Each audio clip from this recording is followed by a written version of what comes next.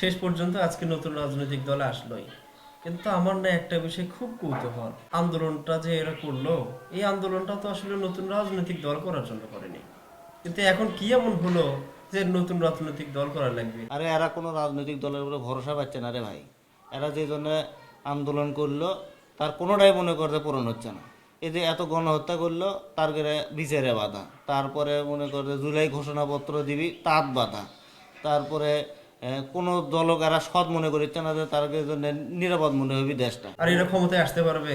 এরা তো ক্ষমতা যাওয়ার জন্য তো রাজনৈতিক দল খুলেনি, এরা মূলত রাজনৈতিক দল খুলছে যাই ক্ষমতায় যাবি তাকে রাইট ট্র্যাকে রাখার জন্য এবং এমন একটা চাপে রাখার জন্য যাতে তাই তেড়িবেড়ি না করতে পারে এবং দেশ বিরোধী কোনো কাজ না করতে পারে। আর মনে কর যে রাজনৈতিক দলগুলো যদি সময় থাকতে ঠিক হয় তাহলে একটা সিস্টেমে আসতে পারে, কিন্তু আমার মনে হয় যে যাই হোক দেশের জন্য এটা কল্যাণকর হবে। বহুমাত্রিক দল থাকলে না সবাই একটু চাপে থাকে।